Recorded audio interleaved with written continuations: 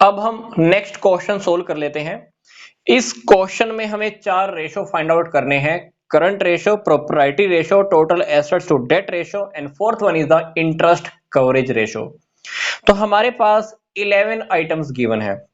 Share capital, second number पे reserve and surplus, third number पे 15% mortgage loan, फिर trade payables, bank overdraft, tangible fixed assets, intangible fixed assets, inventory का amount है, cash and cash equivalent है, 10th number पे short term investment है और 11th number पे क्या दिया हुआ है, बहुत इंपॉर्टेंट है ये, net profit after payments of the interest and the income tax amounting to 60,000। हमने इनकम टैक्स और इंटरेस्ट का अमाउंट पे करने के बाद नेट प्रॉफिट का अमाउंट बचाया हुआ है, दैट इज 60,000। और हमको ये भी गिवन है कि जो हमने इनकम टैक्स पे किया है वो 50% के अकॉर्डिंग पे किया है। तो क्वेश्चन में डेफिनेटली हमें चार रेशोस फाइंड आउट करने हैं। तो सबसे पहले हम क्या करते हैं, करंट रेशो की ओर चलते हैं। अब करंट रेशो का फॉर्मूला क्या होता है, current assets divided by current liabilities. अब इस क्वेश्चन की इक्वेशन में हमारे पास करंट एसेट्स 3 गिवन है। कौन कौन सी? करंट एसेट्स के अंदर आइटम नंबर 8, आइटम नंबर 9 और आइटम नंबर 10। आइटम नंबर 8 कौन सी है? इन्वेंट्री का, 9 कैश एंड कैश इक्विवेलेंट और 10th नंबर पे है शॉर्ट टर्म इन्वेस्टमेंट। अगर आप इन तीनों आइटम्स को टोटल कर लेंगे तो हमारे पास आ जाएगा अमाउंट 2,50,000 का। तो करंट एसेट्स का अमाउंट आप देख लेना, आइटम नंबर 8 और 9 और 10 तीनों को टोटल कर लेना, हमारे पास आ जाएगा 2,50,000 रुपीज। अब बात आती है कि क्वेश्चन में करंट लायबिलिटीज कहां है। करंट लायबिलिटीज भी हमें गिवन है आइटम नंबर 4 और आइटम नंबर 5 की फॉर्म में, बोले तो trade payables and item number 5 bank overdraft. तो आइटम नंबर 4 और 5 इन दोनों को आप टोटल कर दीजिए तो हमारे पास ये टोटल आ जाएगा 1,80,000। तो ये 1,80,000 आप रख दीजिए। हमें इसको सोल्व करना है करंट रेशो को, तो आप आंसर में चेक कर लेना 1.39:1। तो करंट रेशो हमने फाइंड आउट कर लिया। क्या था फॉर्मूला इसका? Current assets divided by current liabilities. अब हम चलते हैं हमारे सेकंड रेशो की ओर, that is proprietary ratio. Proprietary ratio का हमें सबसे पहले फॉर्मूला पता होना चाहिए, share holder funds divided by total assets multiply 100। अब बात आती है कि इस क्वेश्चन में शेयर होल्डर फंड्स कौन कौन से हैं। जो आइटम नंबर 1, आइटम नंबर 1 और आइटम नंबर 2 ये तो है शेयर होल्डर फंड्स की फॉर्म में, शेयर कैपिटल, और सेकंड आइटम कौन सी है? Reserve and surplus. तो ये दोनों आइटम्स तो हैं हमारे पास शेयर होल्डर फंड्स की फॉर्म में। अब बात आती है कि टोटल एसेट्स कौन सी फॉर्म में है। Item number 6, 7, 8, 9, 10। मतलब टोटल एसेट्स के अंदर 6 से लेकर 10 तक की ये सारी की सारी आइटम किस में आएंगी? टोटल एसेट्स में। क्यों? क्योंकि ध्यान से देखिए हमारे पास फिक्स एसेट्स हैं, टेंजिबल और इंटेंजिबल दोनों, इन्वेंट्री भी गिवन है, कैश भी गिवन है, शॉर्ट टर्म इन्वेस्टमेंट भी गिवन है। तो यहां पर 6 से लेकर 10 तक की आइटम और ऊपर आइटम नंबर 1 और 2। तो प्रोप्राइटरी रेशो फाइंड आउट करने के लिए हम पहले क्या करेंगे? शेयर होल्डर फंड्स को फाइंड आउट करते हैं। जब आप शेयर होल्डर फंड्स को फाइंड आउट करेंगे तो हमारे पास आइटम नंबर 1 और 2 का हमें टोटल करना होगा, तो वो टोटल आ जाएगा आपके पास 3,80,000। और उसके बाद आप टोटल एसेट्स बोले तो 6 से लेकर 10 तक की आइटम्स का भी टोटल कर लेंगे, तो हमारे पास ये टोटल आ जाएगा 720। तो 720 ये अमाउंट आ गया, मल्टीप्लाई आपको परसेंटेज की फॉर्म में निकालना है 100। तो ये आप इसको सोल्व करके देखना, आपके पास आ जाएगा 52.78%। ये प्रोप्राइटरी रेशो के अंदर हमने क्या किया है, ऊपर हमने शेयर होल्डर फंड्स को रखा, नीचे टोटल एसेट्स रखी। शेयर होल्डर फंड्स के अंदर दो आइटम्स थी, आइटम नंबर 1 और 2। टोटल एसेट्स के अंदर कितनी आइटम्स थी? 5 आइटम्स थी, आइटम नंबर 6 से लेकर 10 तक पांचों आइटम्स को टोटल किया, टोटल एसेट्स का अमाउंट आ गया 7,20,000। दोनों की मैंने परसेंटेज निकाल दी, दैट इज 52.78%। अब हम चलते हैं नेक्स्ट रेशो की ओर, that is total assets to debt ratio. अब इस रेशो के अंदर क्या है, ऊपर हमें टोटल एसेट्स रखनी है, नीचे रखना है डेट्स रखना है। अब क्वेश्चन के अंदर टोटल एसेट्स हम ऑलरेडी फाइंड आउट कर चुके हैं, ये रहा अमाउंट 720 का, 720 अब यहां रख दीजिए। अब क्वेश्चन के अंदर बात आती है कि डेट कहां है। क्वेश्चन के अंदर हमारे पास लॉन्ग टर्म बोरोइंग या लॉन्ग टर्म डेट्स एक ही है, मॉर्गेज लोन की फॉर्म में। 15% मॉर्गेज लोन, वो कितना है 1,60,000। तो डेट्स की जगह पे आप 160 का अमाउंट रख देना और यहाँ पे हमें फाइंड आउट करना है, तो ये 4.5:1 ये हमारा फाइंड आउट हो गया total assets to debt ratio. Total assets जो हम ऑलरेडी फाइंड आउट कर चुके थे, डेट हमारे पास एक ही गिवन है मॉर्गेज लोन की फॉर्म में, तो दोनों को मैंने सोल्व किया तो 4.5:1। अब हम सोल्व करते हैं हमारा fourth ratio, that is interest coverage ratio. Interest coverage ratio को थोड़ा ध्यान से देखेंगे। हमें क्या ऊपर चाहिए, net profit before interest and tax. हमें नेट प्रॉफिट चाहिए तो, बट कौन सा, इंटरेस्ट और टैक्स पे करने से पहले। बट आइटम नंबर 11 को आप ध्यान से देखिए, हमारे पास जो प्रॉफिट गिवन है वो प्रॉफिट कौन सा गिवन है, इंटरेस्ट और टैक्स पे करने के बाद। हमने इंटरेस्ट और टैक्स पे कर दिया है और उसके बाद हमारे पास नेट प्रॉफिट कितना बचा हुआ है 60,000। तो हमारे पास प्रॉफिट था, मान लो पता नहीं कितना प्रॉफिट था, हमने इसमें से इंटरेस्ट भी पे किया होगा, फिर कुछ प्रॉफिट बचा होगा, फिर इसमें से हमने टैक्स भी पे किया होगा, फिर हमारे पास आया नेट प्रॉफिट जो हमारे पास क्वेश्चन में गिवन है। कितना क्वेश्चन में गिवन है, ये 60,000। मतलब क्वेश्चन में हमें ये वाला प्रॉफिट गिवन है। ये प्रॉफिट कौन सा है, इंटरेस्ट और टैक्स को पे करने के बाद वाला प्रॉफिट, दैट इज 60,000। बट हमको तो ये वाला प्रॉफिट चाहिए, इंटरेस्ट और टैक्स पे करने से पहले वाला। अब क्वेश्चन की स्टेटमेंट्स में अगर ध्यान से देखें तो हमें टैक्स की रेट गिवन है कितनी, 50%। अगर क्वेश्चन के अंदर अगर हमने 50% टैक्स पे कर दिया होगा तो ये वाला अमाउंट कितना रह गया होगा, टैक्स पे करने के बाद 50%। अगर ये 50% है तो इस प्रॉफिट तक आप वापस पहुंच जाइए। तो 60,000 अगर आपका नेट प्रॉफिट है तो 60,000 50% अमाउंट मतलब वापस आप ऐड कर दीजिए टैक्स का, तो आप वापस इस प्रॉफिट तक पहुंच गए। कितना, ये वाला। बट हमको यहां तक वापस पहुंचना है। अब इंटरेस्ट की अगर बात करें तो क्वेश्चन में हमें इंटरेस्ट कितना पे किया होगा, हमने क्वेश्चन में इंटरेस्ट पे किया है 24,000 का। कैसे पता चलेगा, 15% मॉर्गेज लोन जो हमारी आइटम नंबर 3 है वो हमने मॉर्गेज लोन की फॉर्म में ली हुई है, उसके ऊपर मैंने 15% इंटरेस्ट पे किया होगा। अमाउंट आप चेक कर लेना 1,60,000 है। 15% अगर आप उसके ऊपर इंटरेस्ट काउंट करोगे तो पूरा साल आपने 24,000 का इंटरेस्ट पे किया होगा। तो इस प्रॉफिट के अंदर अगर मैं 24,000 का इंटरेस्ट वापस ऐड कर दूं तो मेरे पास ये वाला प्रॉफिट आ गया। इसको मैं बोलूंगा, ये प्रॉफिट कौन सा है, net profit before income tax and interest. Interest और टैक्स पे करने से पहले वाला प्रॉफिट जो क्वेश्चन में मुझे रिक्वायर्ड है। तो मैंने इंटरेस्ट कवरेज रेशो के लिए क्या किया, नेट प्रॉफिट बिफोर इंटरेस्ट और इनकम टैक्स वाला प्रॉफिट फाइंड आउट किया। क्वेश्चन में हमें इंटरेस्ट और टैक्स को पे करने के बाद वाला प्रॉफिट गिवन था, बट मैं क्वेश्चन को वापस लेके गया और जो क्वेश्चन में मुझे चाहिए था फॉर्मूले के अकॉर्डिंग मैंने वो फाइंड आउट किया है। तो मैंने यहां पे क्या किया, वापस प्रॉफिट फाइंड आउट किया है। तो यहां पर आप रख दीजिए और आपने फिक्स्ड इंटरेस्ट चार्जेस क्वेश्चन में पे किए हैं वो मैंने आपको बता दिया। जो आपका 50% मॉर्गेज लोन है 1,60,000 के ऊपर अगर आप 15% काउंट करोगे तो आपने 24,000 का इंटरेस्ट पे किया होगा। तो इसको आप कट करके देख लेना, तो इंटरेस्ट कवरेज रेशो आ जाएगा 6 टाइम्स। मतलब जितना आपने इंटरेस्ट पे करना है 24,000 का, उसके कंपैरिजन में आपके पास प्रॉफिट 6 गुना है, 6 टाइम्स है।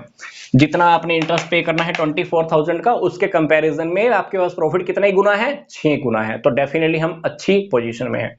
तो इंटरेस्ट कवरेज रेशो के अंदर बहुत सिंपल सी बात है, हमको प्रॉफिट चाहिए before income tax and interest. Income tax और इंटरेस्ट पे करने से पहले वाला प्रॉफिट। तो मुझे ये वाला प्रॉफिट गिवन था, मैंने टैक्स वापस ऐड कर दिया, इंटरेस्ट वापस ऐड कर दिया, तो मैं इस प्रॉफिट तक आ गया जो मुझे क्वेश्चन में रिक्वायर्ड था। पुट किया, इंटरेस्ट ड्यूरिंग द ईयर मैंने कितना पे किया उसको मैं क्या बोलता हूं, फिक्स्ड इंटरेस्ट चार्जेस। तो दोनों को मैंने सोल्व किया तो मेरे पास इंटरेस्ट कवरेज रेशो आ गया, दैट इज 6 टाइम्स।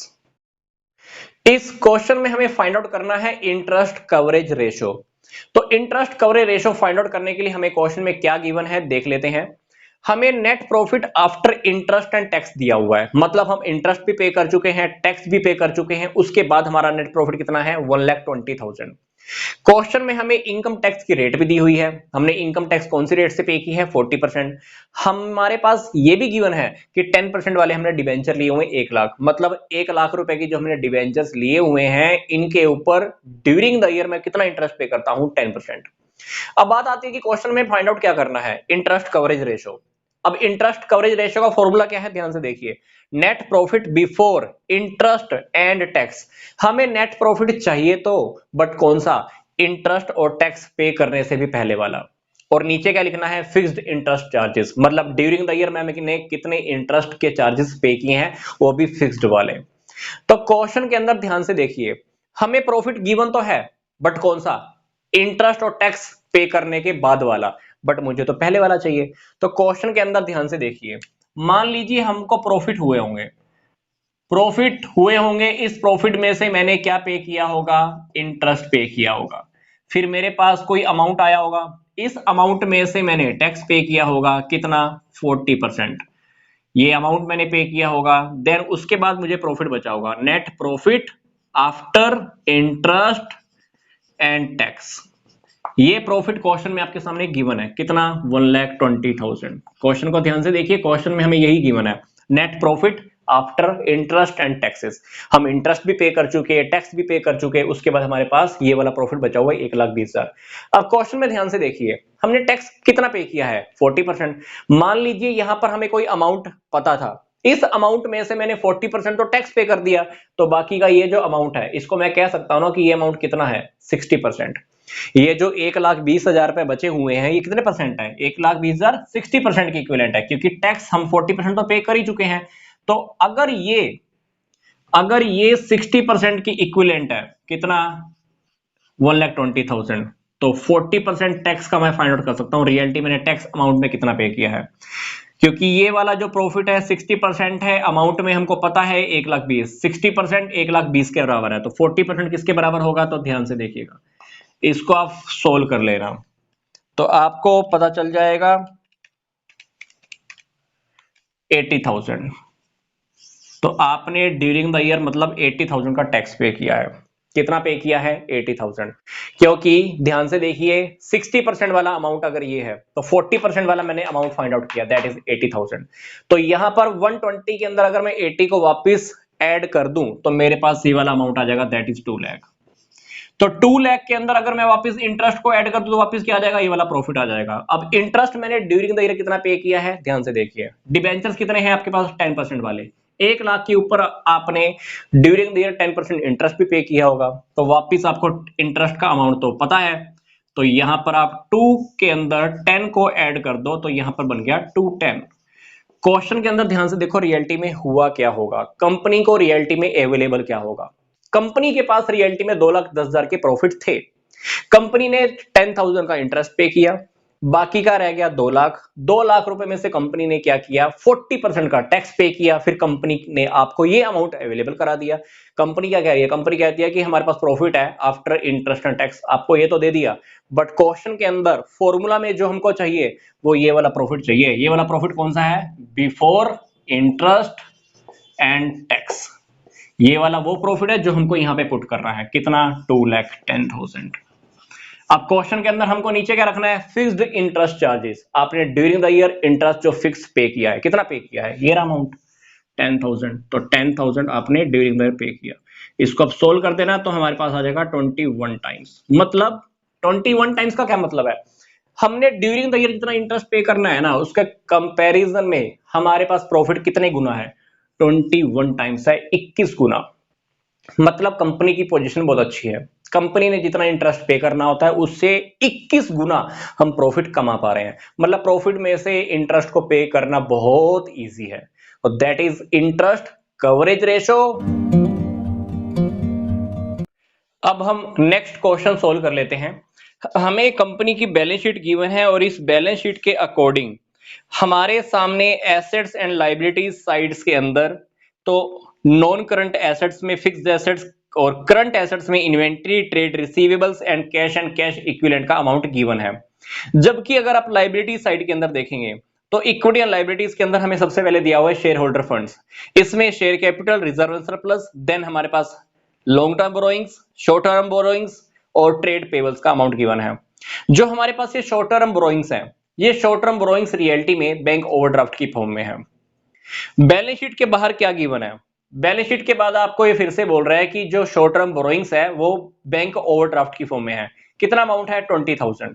तो बैंक ओवरड्राफ्ट का अमाउंट है रियलिटी में कौन से वाला? शॉर्ट टर्म बोरोइंग्स वाला। 20,000 का अमाउंट है वो। इसके बाद हमें क्या कह रहा है? कह रहा है कि क्वेश्चन के अंदर हमें जो एनुअल रेवेन्यू फ्रॉम ऑपरेशन है, मतलब जो हमने एनुअली सेल की है वो कितनी है? 8 लाख। फिर कह रहा है कि जो ग्रोस प्रॉफिट का अमाउंट है ना वो रेवेन्यू फ्रॉम ऑपरेशन का 20% है। मतलब जो हमने सेल की है उसका 20% आप काउंट करके देखोगे तो आपके पास जीपी आ जाएगा, बोले तो ग्रोस प्रॉफिट। अब इस क्वेश्चन में हमें 3 रेशो फाइंड आउट करने हैं। पहला है इन्वेंट्री टर्नओवर रेशो, सेकंड है trade receivable turnover ratio and third is working capital turnover ratio. अब चलते हैं सबसे पहले हम फर्स्ट रेशो की ओर, that is inventory turnover ratio. Formula क्या है? Cost of revenue from operation divided by average inventory. तो सबसे पहले हम ऊपर वाली आइटम को फाइंड आउट कर लेते हैं, cost of revenue from operation. Cost of revenue from operation करने के लिए हमें क्या करना होगा? सेल में से हमें जीपी माइनस करनी होगी। क्वेश्चन में सेल हमें गिवन है 8 लाख की, जीपी हमको पता नहीं है, बट वो बोल रहा है कि जीपी सेल का 20% है, बोले तो 8 लाख का 20% 1,60,000। तो आप 1,60,000 यहां रख दीजिए। हमारे सामने cost of revenue from operation का अमाउंट आ जाएगा, दैट इज 6,40,000। कितना आ गया ये? 6,40,000। तो ऊपर वाली आइटम आपके पास अवेलेबल हो चुकी है 6,40,000। बात आती है कि नीचे एवरेज इन्वेंट्री कहां से फाइंड आउट करें। क्वेश्चन के अंदर अगर हमको एवरेज इन्वेंट्री फाइंड आउट करना होता फॉर्मूलाज के अकॉर्डिंग, तो हम कैसे करते हैं? Opening inventory plus closing inventory divided by 2। अब इस क्वेश्चन के अंदर हमारे पास ओनली एंड ओनली इन्वेंट्री का अमाउंट गिवन है, और वो इन्वेंट्री का अमाउंट है भी कितना? 1,20,000। तो आप सीधा पुट कर दीजिए। ये अमाउंट मैं सीधा इसलिए लिख रहा हूं क्योंकि मेरे पास एवरेज इन्वेंट्री निकालने के लिए opening inventory closing inventory given नहीं है, तो डायरेक्टली आप एवरेज इन्वेंट्री को पुट कर दीजिए। तो जैसे आप इसको सोल्व करेंगे तो हमारे पास ये टाइम्स में आ जाएगा। आप आंसर देखेंगे तो ये 5.33 टाइम्स है।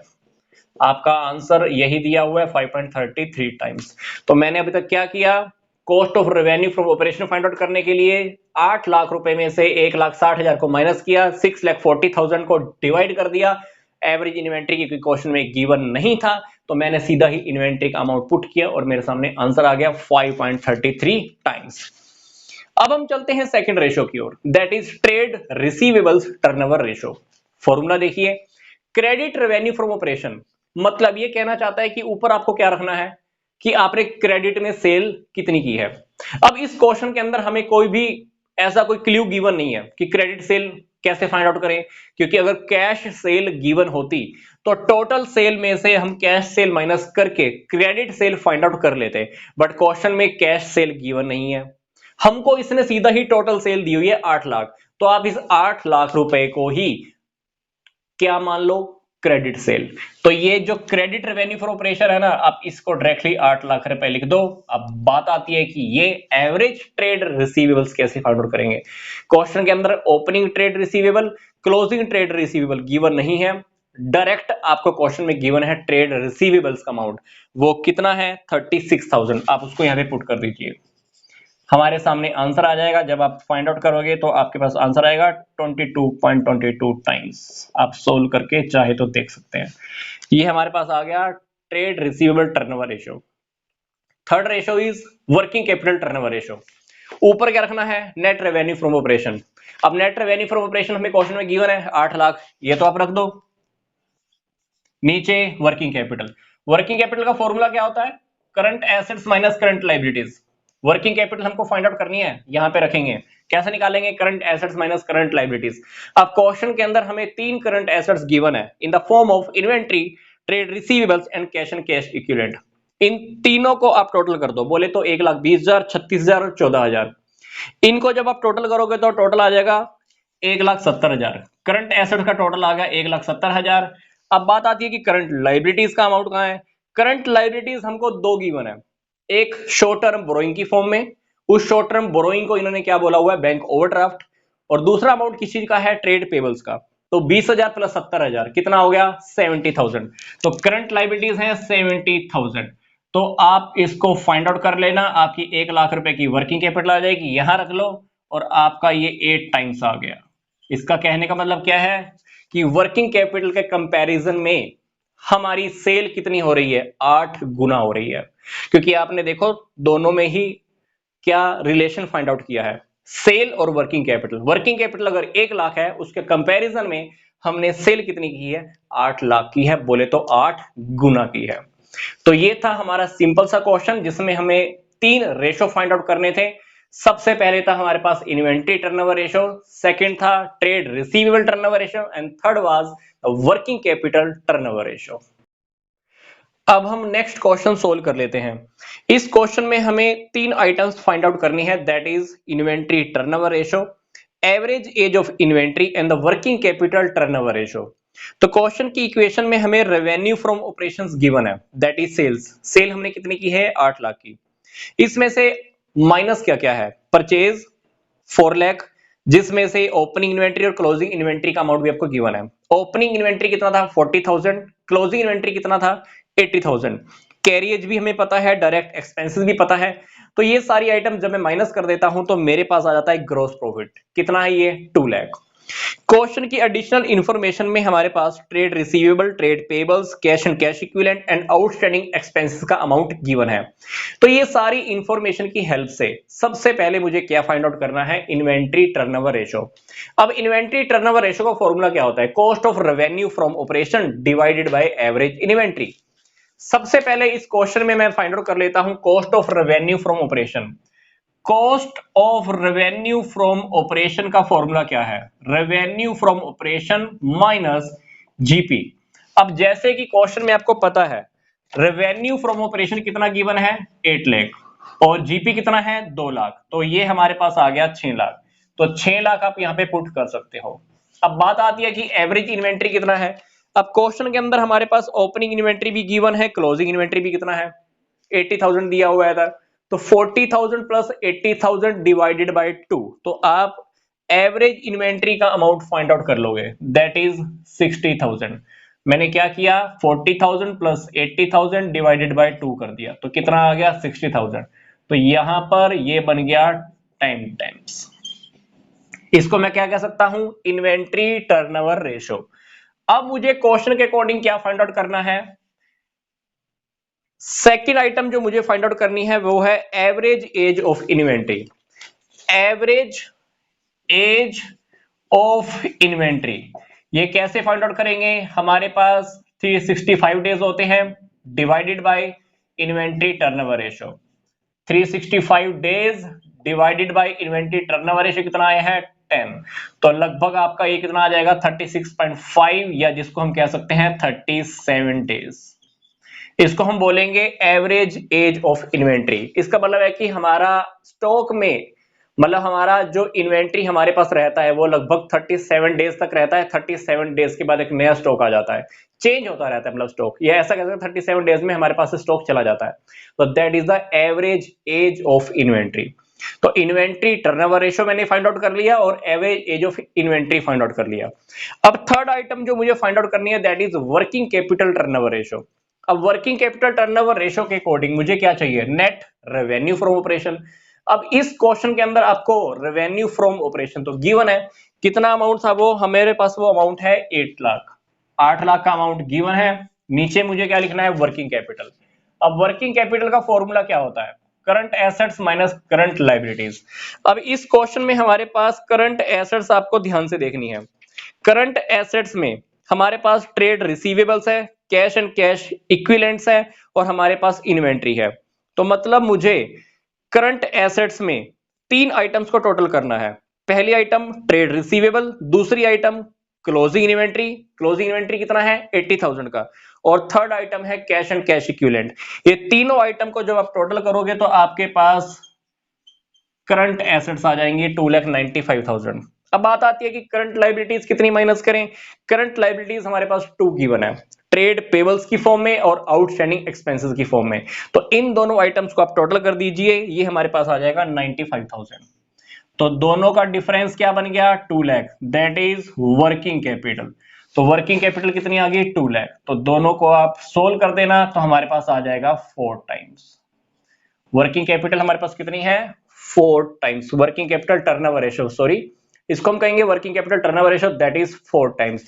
मतलब हमारी जो सेल है वो वर्किंग कैपिटल के कंपैरिजन में कितनी गुना है 4 गुना है।